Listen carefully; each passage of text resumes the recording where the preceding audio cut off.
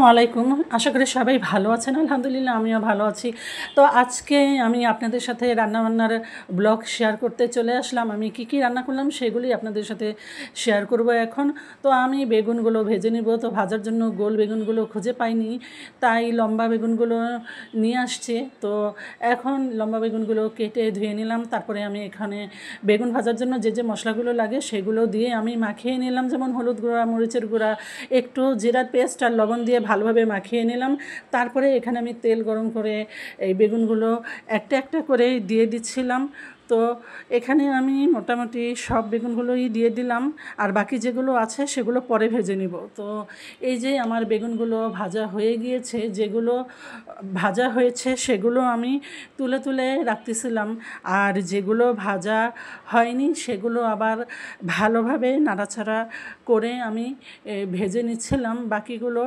তো এই যে বাকিগুলো ভালোভাবে নাড়াচাড়া করে ভেজে নিলাম। এখন আমি এগুলো বেগুন ভাজাগুলো তুলে আলাদা একটা পাত্রে রাখছিলাম। তো এই যে আমার বেগুন ভাজার ফাইনাল লুক, দেখতেই কত ইয়াম্মি লাগছে।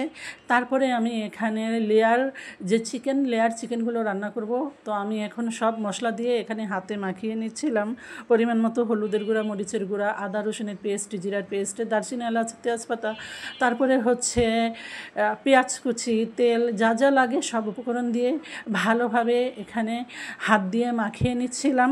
তারপরে আমি এখন চুলায় বসিয়ে দিয়েছিলাম মুরগিটা কষানোর জন্য। তো এখানে কষে এসেছে। তো এগুলো তো লেয়ার চিকেন, একটু ভালোভাবে কষিয়ে নিতে হয়, যেহেতু লেয়ার চিকেনগুলো একটু শক্ত টাইপের হয়। তো এখানে কষে এলে আমি এখানে আলুগুলো দিয়ে দিলাম।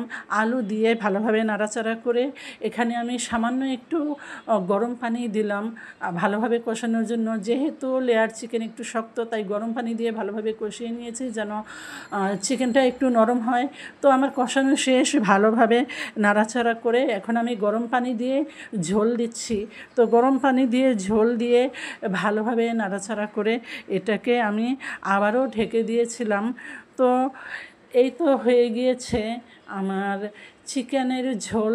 তো দেখেন, দেখতেই কত ইয়াম্মি লাগছে, আর কালারটাও কিন্তু অনেক সুন্দর এসেছে। তারপরে আমি হাতে মাখিয়ে খিচুড়ি রান্না করব, একদম মানে ভুনা ভুনা টাইপের খিচুড়ি, একদম শুকনা খিচুড়িও না, একদম একটু মাখো মাখো টাইপের যে খিচুড়িটা, সেটা রান্না করব।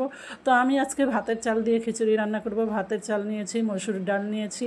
তারপরে এখানে খিচুড়ি রান্না করতে যে মশলাগুলো লাগে সব মশলা দিয়ে আমি হাতে ভালোভাবে মাখিয়ে এখানে আমি পরিমাণ মতো পানি দিয়ে দিলাম। পরিমাণ মতো পানি দিয়ে নাড়াচাড়া করে তো দিয়ে আমি এটাকে ঢাকনা দিয়ে ঢেকে দিলাম। চলে এসেছে।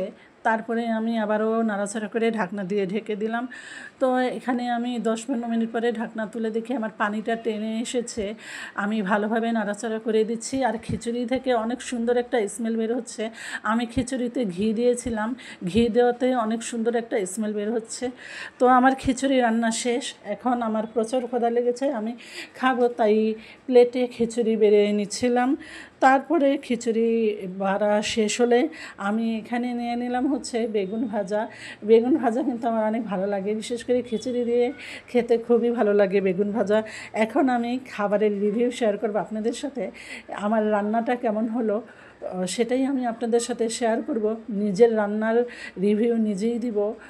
তো এখন আমি বেগুন ভাজা দিয়ে খাচ্ছি। বিশ্বাস করেন, বেগুন ভাজা দিয়ে খিচুড়িটা খেতে অনেক টেস্টি লাগতেছিল, আর বেগুন ভাজাটাও অনেক টেস্টি ছিল। তো বেগুন ভাজা দিয়েই আমি সম্পূর্ণ খিচুড়িটা খেয়ে ফেললাম মজা পেয়ে। তারপরে আমি আরেকটু পাতে খিচুড়ি নিলাম, তারপরে এখানে চিকেন নিলাম, ঝোল নিলাম, আলু নিলাম। তো এই চিকেনটা খেতেও অনেক ভালো ছিল, অনেক টেস্টি হয়েছে। নিজের রান্নার প্রশংসা নিজেই করি, ভালো হলে তো অবশ্যই প্রশংসা করব, সেটা নিজের রান্না হোক বা পরের রান্না হোক। তো যাই হোক, মজা করে তৃপ্তি সহকারে খেলাম আলহামদুলিল্লাহ। তো আপনারা কে কী খেলেন আজকে অবশ্যই কমেন্ট করে জানাবেন।